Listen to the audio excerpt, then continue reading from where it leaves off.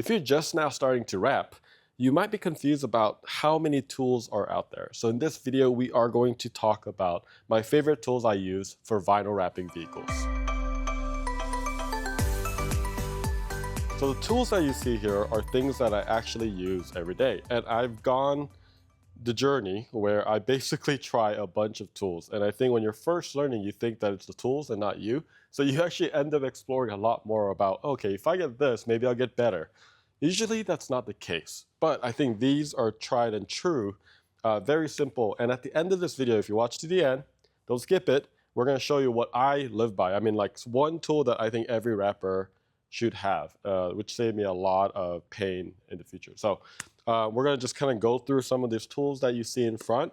We'll kind of go around and then we'll explain what each of them are gonna be used for. So let's just start from the top left corner right here. And these are gonna be called magnets, right? So they're neodymium, they're very, very strong. And why does this work really well? Well, when you are rapping solo, and I think most rappers when they first start, they're not gonna have a whole staff, right? So I'm gonna assume that most of them are gonna be working solo or just two people. So these magnets are really cool because you can put it on the vehicle and you can hold vinyl using these magnets. One warning with these, clean your magnets. When you have dirt here and it's a very strong, force right here, it can actually tear the vinyl. So before you start, you should clean, wipe down, and make sure your magnets are perfectly clean surface, okay? So that's one really big tip if you are gonna be using magnets. There are some larger ones like this. I like having some of the smaller ones. I think they work well, but you want some different sizes. Of course, this is gonna be one of the more common ones. You absolutely need a heat gun. I think at first you're like, I don't really need a heat gun. Well, here's the thing. Every vinyl wrap that you do, if you're using a double cast, you do need to post heat and get it and basically delete the memory by post heating it at a certain temperature from the manufacturer. Whether it's Avery Denizen or 3M, they are gonna have their specs of what temperature you actually need it to. So you kill the memory so it doesn't crawl back and it doesn't actually show the edges at the end of it, right? So it also is a really good test when you post heat, bubbles will come up and those are the areas that you might have to go back and then re-squeegee or just push it back down, right? So this heat gun, I would highly recommend. This is actually from our Vinyl Wrap Pro Toolkit, but you do want a decently high quality, and I like the ones where you can actually have different variant, right, in terms of temperature. So this one's 50 to 600 degree Celsius, and the low is 50 to 400. I mean, so that's pretty dang hot. I mean, it gets really hot. There are wireless ones, but typically from what I've used, it just doesn't get it to temp and consistent enough where I do have one that's battery powered, but I just end up going back to the corded one. So if you are gonna do this, make sure you have extension cord. And one tip, a pro tip, when you are doing an extension cord, make sure you actually rope it around so it's locked, right? So that you're in the middle of post hitting and doing all that. And we actually have extension from the ceiling that's on a retractable, so that makes it easier to kind of go around the cars. So that's one thing, if you are a shop, highly recommend getting that set up. So heat gun, very, very important. We also have the wrap glove. The wrap glove is so essential. And the reason why it's essential is typically I have one on one hand, but when you're cutting, I like having the wrap glove, right? Whether you're right-handed, this is for my left hand, so there's actually two usually. But when I'm cutting, I kind of use like my finger to kind of guide it. And by doing that, I can kind of smoothly guide through my my cut with the wrap glove on. I also have very, very rough hands just because I work with my hands a lot and I have abnormally rough hands. So it's not good for the car, especially the paint. I'm gonna be scratching it just from my skin. So the wrap glove is very, very important for those of you that have rough hands, or honestly, it's just easier. And the other thing that I use the wrap glove for is if there is a small little bubble that comes up, you can use this. Certain areas, this is not too bad, but certain areas like valley, you actually want to go into the deepest part of the valley first. So wrap glove with your palm is actually a perfect candidate for that. So you actually would heat that area and push it down. And then after that, you would get the rest. So you're creating that, it's a lot easier than a squeegee, because if you look at a squeegee, it's pretty flat, right? I mean, it's a flat piece of plastic. So, I mean, your hands can conform into the curvature a lot better than your squeegees can. So that is highly recommended. This is a tweezer. So when you are cutting, especially around the corners, you're in tight corners like here and there's just a lot going on, tweezers are going to be huge, because when you actually have a tweezer, you could hold this area like this and you can make a cut. Because here's the thing, when you're cutting, you need tension.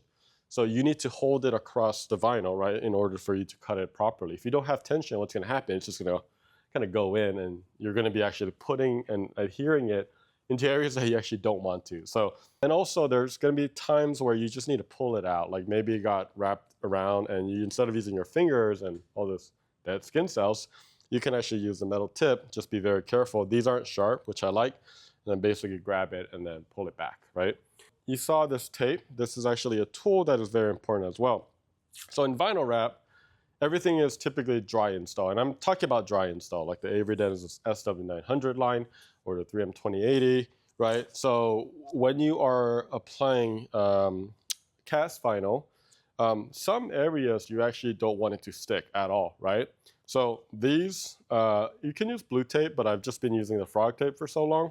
But when you put, like, for example, like a frog tape around this area, the vinyl's not going to stick very well to this, which is actually a good thing. So that's how we use the tape to actually make sure that we're putting tape in areas that we don't want it to adhere. Other uses of tape is like you can kind of use it like you use magnets.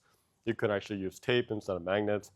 I prefer sometimes using tape. It just depends on like if I'm doing a commercial wrap, I'm doing a giant trailer, I actually prefer using tape because then I could kind of use it as a reference or something like that. So if I'm aligning something, I could rip it and then I can align it back to that tape.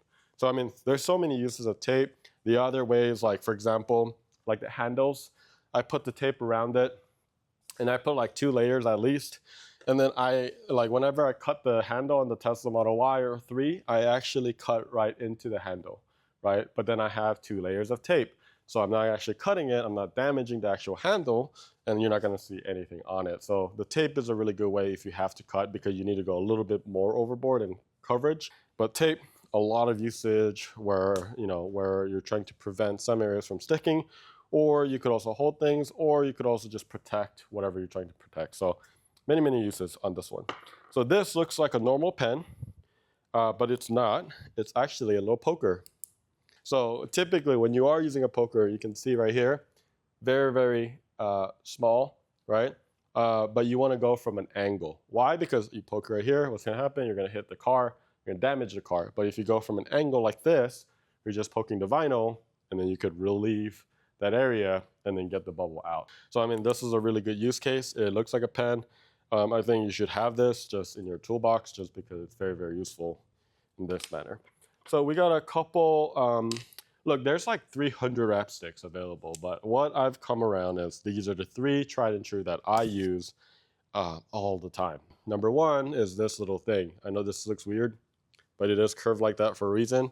Because look at this, let's say I didn't have access to being able to open that. I could basically do this and I could wrap it around the back side. And then you could actually just do this and then kind of like work your way down and so on. And then that's like one way you could use it. It just has a little nice pointed tip as well for this. And then if you needed to just kind of like, I don't know, work the corner a little bit. I mean, there's a lot of use case for this or whenever you need it. All these wrap sticks also have magnets.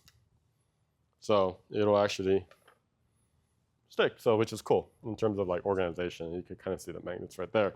These are exactly the same in terms of the type of wrap stick it is. However, one is, we call it durometer, basically the hardness. This is slightly softer. You can see it bend a little easier, and then this one's a little harder, okay? So these are like light, and this is like medium. I don't really have one for hard because there is a white one, actually, like a clear one that is super hard, but it just damages everything. So like I only just use these 2. I end up using the softer one more, but there are some cases like you need a little bit more stability in the plastic. So I just kind of keep both of these, right? So you got the green and then the orange, and this is pretty common. This one right here, this is just, we just include this because every now and then, we try to avoid problems whenever you're wrapping, but look, it's never perfect.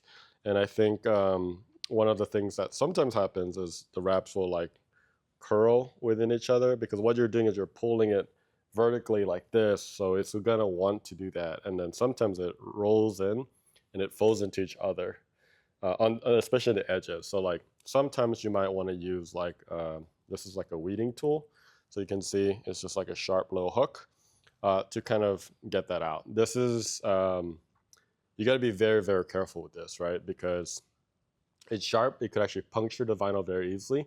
So I use it very sparingly. This one, it's just good to have. It's just an angled. I mean, sometimes you just want to get in here and then just kind of make sure that everything's adhered. So I mean, that's exactly what this is for. And then these are just like different. I mean, you can see it's a little bent like that. So this is just like a smaller squeegee for some of those.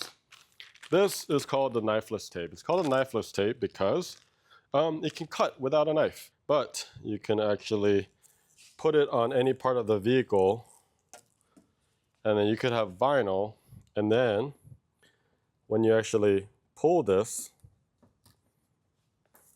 and you pull like that, it'll actually cut the vinyl, right? So this is the easiest and the safest way to cut on the actual vehicle. Most commonly used, I think, in wrappers for knifeless tape is going to be for inlays. Let's say I'm doing an inlay like right over here. You could use knifeless to basically lay down the tape, cut it, and then after that, you know, instead of knifing it on the surface of the vehicle, you can actually use that and then make sure that you have zero risk of actually cutting the car, which is very important. We don't want you to cut your car.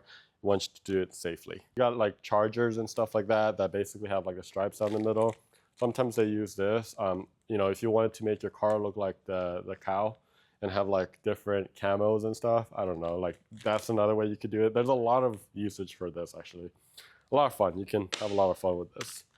All right, so we got a couple more tools, and then we'll talk about what I can't really live without at this point. But most importantly is the squeegee. This is a squeegee, and I think there's a lot of fancy squeegees, but I typically just use this. It's just a standard plastic 4-inch squeegee, and then these are microfiber buffers. The surface of something like chrome scratches a lot easier, so by lubricating it with some sort of soap, you can't really use this because it gets too wet. But the suede is really good and you can guide through a lot better. So just keep that in mind. There are different types of squeegees, but it could be for different uses. Typically, I replace this probably more often than most people, like 2 panels, and then I'll just get a new one, right? And I have a bunch of these, and I'll replace it and make sure these are clean. Because the worst thing is you're in the middle of it, you're wrapping and doing all the stuff, it looks fantastic, the lay was great, and then you go through and you have I don't know, a dirt or something or a rock on it, and you just damage a whole panel. So that has happened, and I know a lot of people have done that. So it's very important to keep your squeegees clean. This is my favorite tool. It's not the tool that I was gonna tell you about, but I just like the way that the yellow, and this is called an NT knife. Very, very popular one in the wrapping industry. There's one, the metal. I don't like how skinny it is. So this is what I'm talking about. So it's a lot skinnier, and it just doesn't feel that good in my hand, although I do use it.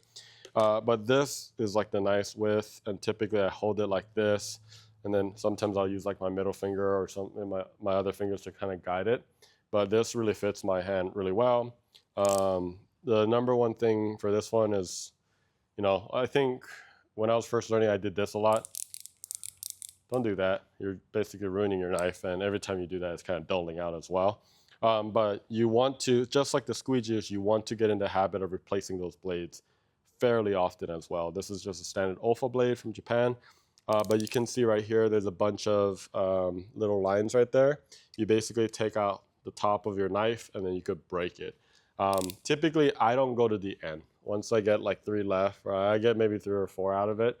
And after that, I just change out the blade. So thank you guys so much for keeping up with us. If you haven't, make sure to click on the subscribe button. We'd love to hear your feedback on your wrap journey or whatever DIY projects you're working on.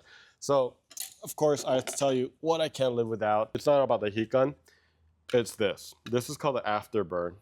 It's called a Fusion Afterburn, I think. And what this is just a tape. But I'm going to be honest with you, I have burned myself so many times because I had a lot of late nights, especially in the beginning. Like, you're just there late at night trying to finish the car because you told the client that it's going to be done on Monday when you probably should have said Wednesday. So you're there late at night, and when you're tired, you're a lot less aware. So, I mean, I could show you some scars, but like this one right here, this little discoloration right there, I burned myself, and I just laid it like that, and it was insanely hot. And I have a lot of stories like that. So I think most rappers can kind of relate to that. And this little thing, you just put it on the tip of your heat gun, or you could get a heat gun that already kind of has a guard built in. But this is going to help you avoid that. So I think if anything, you can get it. We're not endorsing it or anything like that. It's just something that I've been using since I've known about it. Again, this is a Fusion Afterburn. That pretty much sums it up. I know that that's a lot, but I can tell you that the industry has a lot more tools, right? There's a lot of tools out there, but I think with everything that I talked about right here, this is really the absolute necessary in terms of, you know, the knife to some of the squeegees and some of the tucking tools. Look, there's going to be a couple, but I would love to hear from you. If you're a beginner rapper or if you've been a veteran rapper, we'd love to hear, like, what did I miss? What is something that we absolutely should have? Maybe I just didn't know, but this is just what I use right now. Love to hear in the comments. But if anything else, we'll see you later. Happy rapping.